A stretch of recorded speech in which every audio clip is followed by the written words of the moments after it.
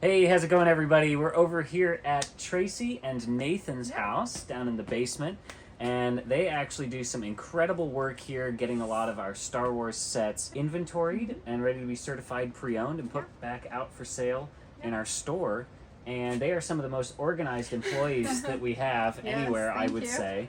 And they're going to tell us a little bit about their process today. So without any further ado, tell us about what you do. All right, so this is our basement, and these are all Star Wars sets in various levels of completion. Boxes, without boxes. Some of them are with figures, some of them without, some with stickers, some without. And we have been doing this for a couple years now, and so everything is organized based on the sets, kind of matching them together within the bins. They're all labeled. They're not necessarily in order, but they are all labeled. And so I have a spreadsheet that when I receive a Star Wars set from the store that's been traded in or purchased from a collection, then I bring it here and process it in order to determine the priority at which I'm going to actually certify pre-own it. Mm-hmm. Definitely. And that's based on probably a combination of factors like the set's current value, That's right. how easy or close it would be to complete, Right. or just if Chris says this is top priority Right. for some other unknown reason. Right. And certainly if anything is still retail price, we don't usually certify pre-own that unless it's completely sealed. Yeah. Yeah. If it's still currently available new, the priority is a lot lower. That's so, right. yeah. Absolutely. It might be something we would sit on until it appreciates. That's its correct, value, yeah. because So Star some- Wars will always go up. That's right. Some of these sets I'll do in maybe a year or two when the value has increased and they're no longer available on Lego.com. Or it appears in a new show or movie or something. Right. That always drives the price That's of right. something up. That's right. When characters, vehicles, or locations come back for a second time. That's right. It's very awesome. So, like, as you said, it's out of order. And you were telling me a little bit about when you were setting it up. It started out with A, B, C, and then where did it all go wrong? Well, so I have some Then it jumped to helpers. Z. My husband and son helped build this, and then these bins are quite heavy, and so they put them on, and then they realized they didn't put them in order. But that's okay because I can figure out where they are, and actually I've learned where they are by location just because I go to that bin to look for pieces often. Yeah. So it's kind of now mostly just memory. You know that Yeah. R is over here on the right, and you know that Exactly. D is over here on Yeah. the left. Yeah. Yeah. Gotcha. Yes. And so you mentioned earlier about spreadsheets. Does all these do you have D, all those items under D in your spreadsheet? That's so you can, correct. yeah, so it's Yes, all that's on correct. paperwork. That's really impressive. Absolutely correct. It lists if the set has a box, if it has instructions, if it has stickers, if it's a new sticker sheet, and then I'll list if there are figures, if there's figures that are missing. And then I also do notations. Unfortunately, sometimes we'll have sets that are extremely dirty, dusty, or smoke from a smoke home. So those notations are on there too. And then we also receive sets that have sealed bags in them. So I have a listing of all the sealed bags. And then over time, if I'm able to take all the sealed bags and combine them, then I'm able to make a set with maybe only inventorying 1 or 2 bags by the instructions. And then sometimes I can find a complete set just from sealed bags that I have. Very, very cool. Yep. And so this is, you do, it would say most of the Star Wars sets, if not all of them, right? That's so correct, yes. they're all very Yes. thoroughly, very accurately Yes. accounted for here. Yeah. So it's pretty awesome. Yeah. And you were also then- explaining your Yes, so I have a decision set process. over here. This is just one that I'm going to be working on. It's a popular set, and it has a box. It has the instructions. We do have some pieces, and I can see that there are some pieces that have stickers. So it looks like that most of the pieces are here. However, we only have one of the figures that are listed. So when I'm at the store, I can look for the other figures, or perhaps I might have this set in another bin that I'm able to pull the figures for, or able to find them in my Star Wars figure collection that I use in order to complete the sets. So then what I would do is I would go to my computer into the spreadsheet and I would input this information, and then I would see if I have 75013 in a different bin, and I can pull any of the pieces to make it more of a complete set. Gotcha. So, and then that binder behind you, I think we were Yes. mentioning earlier there were some stickers Yes. in there. So this is a binder of all of the Star Wars stickers, and I have them organized by the set. and they're all in sleeves, and within the sleeves they're in sealed Ziploc bags so that I can find them. And then on my spreadsheet I will have, it might be a sticker sheet that has one complete and then maybe some partial stickers. So this is sticker sheet 7879. So on my spreadsheet I would have one beautifully clean complete sticker sheet, and then I would have one that has some missing stickers on it. So let's say I'm inventorying this set and it's only missing this one sticker. So instead of having to use a brand new sticker sheet, I can just remove this one sticker, attach it to the piece, and then complete the set. Wow. That is an incredible level of organization for sure. The amount of detail there is insane. So Yeah. Very cool. It took a bit of time just to get these organized, but I can't tell you the number of sets that I've been able to complete and then turn in and sell at the store because of this organization. So it's Yeah. definitely paid off. Now that you've set up that system, I'm sure that that's Yes. really easy to Absolutely. expand and work Yes. with, and it can Yes. continue to That's grow. right. That's right. Super easy to access, That's super easy to check at a Yeah. glance on your spreadsheet Yes. and know what you've got and Yeah. where you've got it. Because sometimes we'll have to order a whole sticker sheet off of Bricklink just to fill a set, but if I know that I have it right here, then I don't even have to do that process. Yep, and we don't have to pay for the value of it and the Exactly. shipping. We already own it. Exactly. We just need to know where it is. Exactly. So these bins up here, these three here on this table, are all my, what I consider my priority sets that I'm going to be currently working on that are higher priority. I've identified boxes for them. They have instructions. They may or may not be taken apart. But they usually will all have their figures in with them, so they're ready to be taken up to my area where I actually inventory. I'll disassemble them, sort them by the color, and then begin looking on Bricklink to put them in the number of piece order and then bag them appropriately. very cool.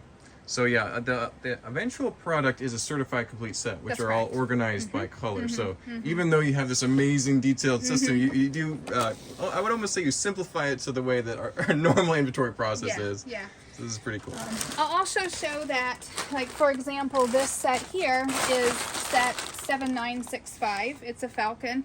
And I have lots of sealed bags, and so what I've done on my spreadsheet is I've recorded how many sealed bags that I have so that I can actually take the sealed bags, compare them, make sure that they are bag 5 for the set, and then as I have collected these, then I'm able to put them in a box and make this a complete sealed set. And what would Kind you of say loud. is the threshold for, because we sell some sets as what we call newish, which is where it's mostly sealed bags and maybe a couple that are That's right. inventoried. Would you say the threshold is like a third, a And quarter? I try and do larger number of sealed than inventoried. So at if least it's 50%. Yes, at least 50% to make it worth my time For sure. to do that. And then also with the instructions, Lego's actually changing the instructions a bit, but the instructions have extra pieces or larger pieces. So not only do you check for the actual sealed bag, but you also have to make sure that the larger pieces are included, because sometimes they're loose at the bottom of the box and they fall out or they don't get traded in. So when I'm inventorying a set, and not only do I make sure the bag is there, but I make sure that there's 4, 2, 1, whatever it is of the larger pieces. Yeah, because those larger plates and specialty pieces like animals or boat hulls or other things Yes. can be, not in the original bag. So if you're not careful, you could miss that. But you are obviously taking every precaution to make sure Yes. everything's there. So But like I said, Lego's actually changing their instruction booklets, and they don't have those large pieces shown on there anymore. So it's Oh. going to be a new, in a couple of years when we're certified pre-owning these, it's gonna look a little bit different. it's gonna get Yeah. harder For now. to figure out. Something else interesting is they've also migrated away from putting all of the minifigures in the same bag, correct. like in bag 1. Would you say Yes. that that's made your job easier or harder? Well, unfortunately, a lot of people buy Star Wars sets just for the figures, so they Right. open up the bags and take the figures out, and then you're left with all the sealed bags that don't have anything. So if they're all together, then most of the set is still intact in the original sealed bags, and you're only replacing bag 1. Whereas if there's 1 in bag 1 and 3 in bag 4 and 2 more in bag 7 and 6 more in bag 5 or whatever it is, then you have a lot more bags that people open, and then you have to complete each of those individual sealed bags. Yeah, so we're seeing a decrease in sealed bags coming Yes. in. probably an increase. I remember seeing a lot of these on Whatnot, bags that had been opened, the figures pulled out, and then they were just retaped. Yeah. Yeah. It's a quick process when you're inventorying by the instruction book when they're like that, because they're clean and you don't have to clean them and are dusty at all. And usually they're together, but you still have to take the time to do that. Right, but it'll be, instead of a newish set, which Right. probably for older sets we were Right. able to do more, Right. now we're going to see more certified pre-owned. That's right. So this side of the Star Wars collection is a little bit different. These are very large sets. So we have the really big instruction booklets and the really big boxes. And so these sets, some of them are built and some of them are not. These take, as you would imagine, a lot of time to sort. There's a lot of my favorite color, which I call light bluish gray, because so much of these big Star Destroyers and Death Stars are all the same color. So I can only do about one of those a month before I need to take a break. The box down here is a U-Haul box full of Star Wars sets. However, they came from a location that were very heavy smokers, and so the pieces, the box, all have a very, very strong set, and the actual pieces have like a residue on them. Exactly. And so I can't really use these all the time integrated with the other sets. However, if it's only like one or two pieces, I'm willing to go in, clean them, wash them, make them appropriate for the set, and I can use them. But I have to keep them separate just because they're not of the quality that we like to have in our certified pre-owned sets. Absolutely. Yeah, if we don't like opening up a set and smelling smoke, then nobody else we're selling them to will enjoy that either. That's right. So we want to make sure they're clean. It's very strong. Yep. Then over here are minifigures and pieces from a collection that was purchased, and it has a lot of parts and pieces that we have been working on sorting. So it's very specific. Hands. Oh man. Some people may have actually seen the video of this set coming, these pieces and sets coming in. All the different pants, all the different back pieces that we can put. Yep. And then Those look pretty heavy. There we go. there we go. We've taken all of the heads and we're actually sorting them by the faces. Or like a mustache, or all the female faces, all the faces with a goatee on them. Some defining characteristics. Yes, exactly, exactly. These are all the big smiling faces. These faces have the Eye pirate patches, kind of eye patches looking. Then we have some just generic colors for them. And then we have up here lots of pants, and they're all sorted by hips and leg colors, so that if we're looking at completing a figure, then we're able to come down. And Ed actually worked on some of this, and it's sorted even further by theme of those. Very cool. So this kind of ties into some of the stuff we got going on upstairs. That's correct. And so we could probably head up there, Yes. I think, next. Yeah, So. that'd be great. So now we're upstairs, and this is where Tracy does a lot of the, well, all of the inventorying. And this is a pretty familiar looking setup. It looks about like what we have at the store, but a little cleaner, a little more organized, as with everything else. Yeah. And so I see lots of parts bins. I see the same types of bags that we have for all of our set. This is maybe a set that you've started here. Black is usually one of the first colors listed on Bricklink when you inventory a set, because it's done alphabetically. That's by correct. color. Yeah. And then over here I see lots of part bins. So if you want to walk us through your process and tell us all about it. Sure. So I pick the set out of the priority bin from downstairs, and I bring it up here. And I sort it out. This is lots of bins that I sort by color. And then I usually then will sort by like wedges and plates, slopes within each color, especially light bluish gray and dark bluish gray, because those are the two colors that Star Wars has the most of. And then I start with pulling up Bricklink and doing the figures first. So I want to make sure I have all the figures. So we pull up the Bricklink for this set, and there's a little tab or a little link that you can click on that will pull up the minifigures. So I can see all the minifigures, and I can click on them further to see the detail. How we do them with the Star Wars is each individual figure gets its own bag, and each figure is disassembled or taken apart, because we want to make sure that none of the torsos get cracked, because we never know how long the set was going to stay in the box before it's purchased, and we want to make sure we keep the integrity of all the pieces and the quality there. And some of those figures are known very expensive, perpetrators. I'm looking at Zeb for sure. Yes, yes, exactly. So all the figures look like this. So I would continue doing that with these 3 figures based on the Bricklink list of all the parts, making sure they have any hair or helmet or other hat piece. And then, of course, checking their arms. So sometimes their hands are different colors within one figure, and then sometimes they're both the same. So we just check all of that for the figures. Then we also have sticker pieces, and Bricklink does put a sticker sheet on there, and then many times at the bottom of the Bricklink list, it tells you which pieces have stickers, and then certainly if you look in the instruction book. So we pull out the sticker pieces and confirm that all the sticker pieces are there. And then after that, then we begin inventorying. And so just as you mentioned, black is first. So this is basically what a bag would look like with all the pieces. For certified pre-owned, these are the black pieces. And then I would move to the next color, which is blue. So I would find my bin of the blue pieces and then complete those. I have my supplies of my bags here. I also have some paper towels just because sometimes they're dusty or dirty, and so we'll wipe them off. I have some tweezers because sometimes you need that for helping with stickers and things.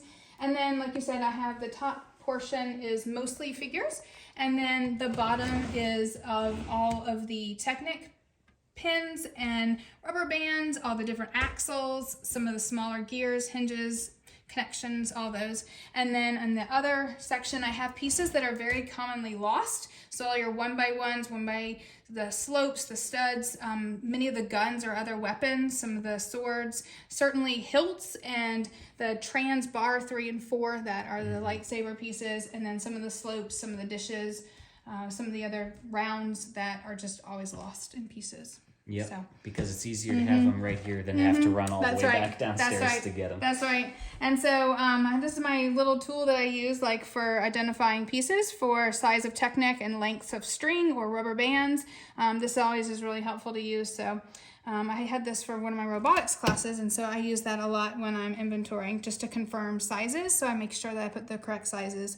And then, like I said, if there's any other larger pieces, then I'll look up that set number on my spreadsheet, and then I'll go down to the correct bin in the basement and then find the 4 2x2 brick plates that I need to make that a complete set.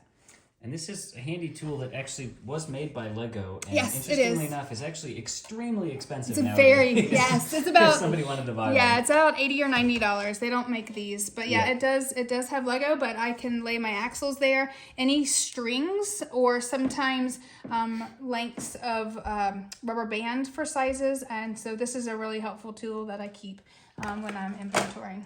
There are similar things you can get that you can either download online and print out, or we also have like some nice work mats in the store that have lots of those proportions and lengths on them for doing all the the same kind of helpful stuff. things to make the process. If you don't want to spend, what did you say? $90? It's about $90 on Bricklink. That's crazy. Hopefully you got a deal on that one. Well, I You had get it in my new. robotics class that we taught at the store several years ago. So Gotcha. then once all this is done, then I'll put it in the box, and we'll put one of our orange certified pre-owned stickers on it and take it to the store, and then it gets priced and put out in the Star Wars section. Awesome. That's great. Quick question for you. Which of those figure drawers do you find yourself going to the most often? I probably go to Han Solo because he's in a lot, and there's so many different versions of him. So I go to that, and that one often Luke. And then obviously just my regular heads, because a lot of heads have bite marks on them, or they have Sharpie marker, and the condition is bad. So a lot of times just my 2 head drawers. This is just all the flesh colored heads, and then this is various. Mm-hmm. You mean not the Jar Jar or Gungan drawer? That's not a popular one? It is not too popular. And then of course I have all the the droid antennas and all the different little pieces that are bent arms, straight arms, the visors, little the clone levers, accessories, the little binoculars, the jet packs. Those, because a lot of times those get lost or are left out of the set when somebody trades them in. Very cool. Well, thank you, Tracy, for the tour of your setup. I think we can still go and show where Nathan does some minifigure sorting. Yes. So we'll head over there next. So here we've got a massive bin of Lego, all minifigure parts that Nathan, is this what it looks like when it first comes in? Well, usually it would be in sandwich bags that someone would go in to at the store, and then the incomplete figures, bad condition, anything that's just random gets put in a bin at the store, and then I take it home, and it ends up like this. Yeah. So, like, it's just So this is the raw material that you end up sorting over in your space, right? droid legs, Benny, like, just random stuff. Lots and lots. Lots of random There's stuff. probably like So, several thousand Ooh, figures hey, in wait, here. I think I need one of these. I'm gonna take that back to the Oh store. no! Pictures. Very cool. Well, let's head over to your workspace here, Nathan. Okay, so you get a giant bin from the store full of all these parts. Now tell us how you turn it into something that we can actually work with. So I take a bucket and I fill it up with the stuff out there, and then I put it on the tray, and then I would just sort it into the correct places in the other smaller bins. So like this Minecraft is over here, and then like Harry Potter would go there. Yeah. So, and then some of the like bad condition stuff and non-Lego stuff, like this is not Lego, so we have a non-Lego bin there. And then a lot of it, the smaller stuff, like it's just pieces that are not minifig related. So those just go in the parts bin. Yep, like accessories and Here's pieces a and bricks. flower. Yep. Like that does not go on a minifig. Like big like capes or Plastic wings wings. or stuff would go in here. Yeah. And then we have a bunch of bins for like Star Wars City, Marvel, Harry Potter, DC, Ninjago, some of the main themes that there's a lot of. And then we have some individual buckets for hair, just like heads, and then some headpieces. And then for plain legs that don't have any printing, they just go in there since there's not. They come in a lot of themes, so it's. For sure. I see there isn't one for Different. torsos because I assume torsos almost always have at least a little printing that can be sorted into one of those themed buckets. I have a question for you, Nathan. So, do you order the themes by popularity, or do you order them just how you prefer to remember where they are? So. Well, it's not really popularity. Like these front 6, these are bigger themes that are more popular. And then over here we have smaller themes. Like we don't have very many Simpsons because it's not Kind of rare. Yeah. rare. Like so some of like the smaller themes, like these are all the micro figures and the nano figures that just are thrown in here. Gotcha. And so we sort those out. Then here's some chrome parts. That's a nice bucket right there. Look at that. That one caught my eye first. Still on the sprue. Expensive. Very cool. And then we have some back pieces. Some things that go around the neck. And then body this one's the trash bin, right? this is the garbage. It's not the This is the garbage bin. No. That Yeah. one's the. Are those Well, minions it's Lego? not- Wait a yeah. second. Hold on. Anyway. And then here are some Build-A-Minifigure parts that came the Lego store, Lego yeah. store. So some of the pieces may not be actual in sets or recolors. Oh, got- put that back. Why do Put you, that back. now you have 2 garbage bins. Put the You next combine one back. those, right? There's nothing in there. They're all We're, going Nothing to the in same there. We don't place. need to cover that. we're not talking about that. No. And then when the bin gets full, we take it over here and dump it in the bag. Yeah. A gallon bag that would go back to the store, and we would build figures out of it. Oh wait, that's the wrong bag. There we go. Yeah, we don't want to. Oh, is that? That's. Oh no, no. Anyway, that's so yeah, nice. we're not going there. But yeah, so lots of different themes, and looks like these will be brought back to the store, and then they'll be completed by the employees at the store. You don't actually build the figures. No. You just sort out the Just the pieces. sorting. So. Which is a huge process. Oh, yeah. I mean, there's like thousands and thousands of figures on the table that have already been sorted by themes. It's really impressive work, Nathan. Very cool. Because we don't always get figs traded in that are all put together correctly. That's You know, if correct. parts have been swapped or things. This is where all of that ends up to try and be organized into a way that it can be remade into figs later down the line. That's correct. I would say that they actually usually show up mixed up. and then you Yeah. have to fix them. Because I mean, sometimes there'll be one complete figure, but most of the time Depends on it's the type of owner it came from. If it was an adult collector or That's just right, a kid. A kid. Mm-hmm. For sure. I do like the Power Miners though. That's cool. Most of But the you know, Simpsons there's good figures. stuff. So you know, there's most of a Davy Jones that would have just been buried in a bin like we saw Part out of there in General the foyer. Grievous. Mm-hmm. This one I'm saving. So it looks like someone colored on it Oh, he looks like he's been through a battle. and then hollowed Oh, out the goodness. inside of the torso and shoved a part of a skeleton down there. Oh my. So okay. that's like barbaric.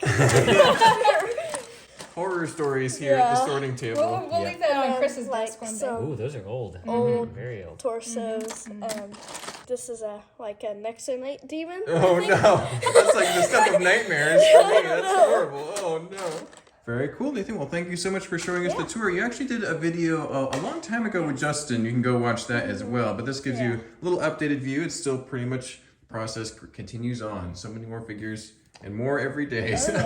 Thank you guys for watching the video with us. We sure appreciate it, going through all the sorting and minifigure sorting here at Tracy and Nathan's place. Yes. We'll be back with so many more awesome videos here at Atlanta Brick Co. Don't forget to like, comment, subscribe. Thanks a bunch. We'll see you.